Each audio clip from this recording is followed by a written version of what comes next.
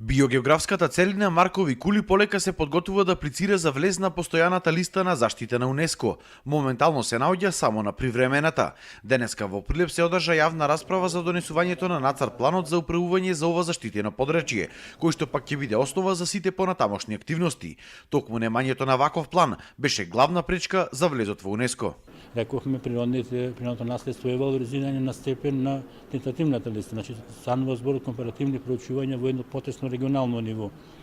Културното наследство исто така е валоризирано до голем степен, но за постојаната листа на УНЕСКО станува збор за универзални вредности, значи на многу пошироки вредности, компаративни проучувања и секако ни се потребни ангажмани на експерти од пошироко значење во одредени области, и природното и културното наследство. Значи процесот зависи колку од нас, но колку и од помош на меѓународната заедница.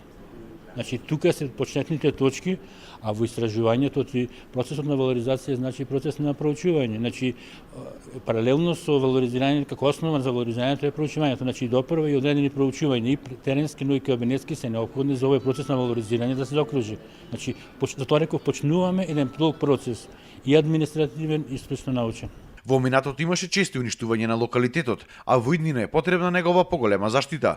Моментално се спроведувал проект за инвентаризација на геоморфолошките форми. Со примена на современа компјутерска технологија и технологија за снимање на тродимензионално снимање на самиот простори, на спомениците кои што постојат таму. А потоа, врз основа на направената инвентаризација, може да се врши и мониторинг на сите појави кои што се случуваат таму.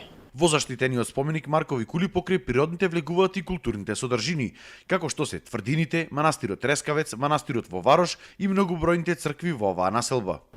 Очекуваме дека ќе биде првото подрачје во Македонија кое што врз база на типично природни карактеристики во комбинации со одредени културно-историски споменици, археолошки локалитети и така натаму, значи ќе биде навистина заштитено во светски рамки, а тоа ќе придонесе за многу поголем углед на локалитетот, поголема посетеност и во сето тоа големо значење и голема придобивка ќе има и општина Прилеп, односно градот Прилеп, преку очекуваме зголемен број на посетители, меѓутоа рековме и во исто време заштита и промоција на најдобар може начин на сето она што вреди на овој простор. Како да се заштитеве тој геоморфолошки?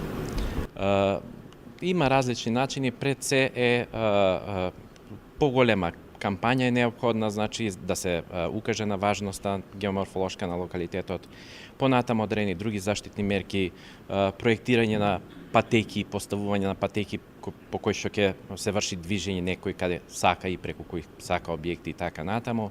Понатаму мониторинг на она колку се еродира или колку се евентуално деградира подрачјето или некои негови делови и така натаму. Сите тие мерки ќе овозможат многу подолготрена заштита на самиот простор.